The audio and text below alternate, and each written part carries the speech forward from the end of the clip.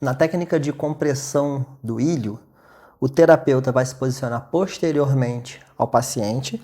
Ele pode subir na maca, posicionar a sua mão na parte anterior da asa do ilíaco, uma mão sobreposta à outra. Ele vai travar os dois cotovelos e vai fazer a mobilização em direção ao joelho do próprio terapeuta. E vai oscilar nesse sentido. Tá?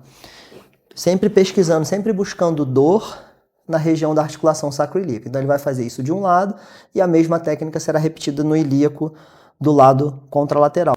Uma outra estratégia é o thrust sacral, em que o terapeuta aqui tem duas possibilidades, dependendo da posição do sacro. Tá? O nome é thrust, mas não tem mobilização grau 5, apenas os graus 1 e 2 para o paciente irritável, né, com um sim alto, e grau 3 e grau 4 para o paciente com um sim baixo. Então, nessa técnica, o sacro ele pode estar mais horizontalizado, então você vai posicionar a sua mão mais próxima ao cóccix para jogar o promontório sacral no sentido posterior, ou o sacro ele pode estar mais verticalizado, e aí você vai mobilizar mais sobre o promontório para poder então jogar o cóccix para trás, buscando sempre a angulação e o alinhamento mais próximo ao alinhamento normal da região, que é um ângulo sacral de 32 a 33 graus. Então aqui primeiro a técnica para quem tem um sacro ligeiramente mais horizontalizado.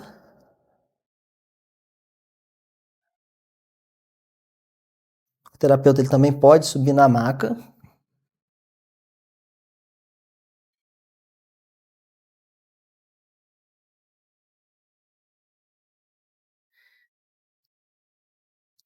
E para o paciente, que não é o caso dela aqui, que tem uma retificação da região lombar com um sacro mais verticalizado, você muda a sua pegada e vai um pouco mais para próximo do promontório sacral, na região entre L5 e S1, e faz a mesma mobilização. Sempre nesse sentido, o plano de tratamento está nesse sentido, no sentido póstero anterior. O MIVAP na região cervical, ele pode ser realizado de duas formas.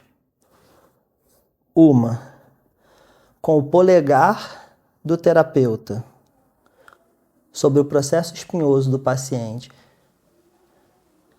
e oscilando no plano de tratamento, que está nesse sentido, sempre buscando hipomobilidade ou dor na região. Tá?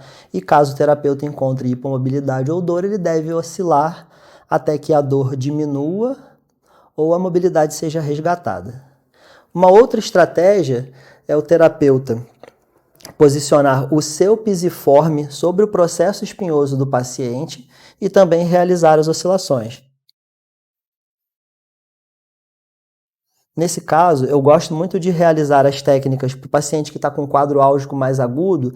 Eu não subo na maca, realizo mais próximo, né, do paciente, mas abaixo para eu jogar menos carga, eu não jogo tanto o meu peso nesses pacientes que têm uma dor mais aguda e sempre respeitando o limite da dor do paciente. Então, se o paciente está conseguindo suportar, a técnica deve ser realizada com o paciente com um nível suportável da dor e a dor tem que sempre ir diminuindo gradativamente.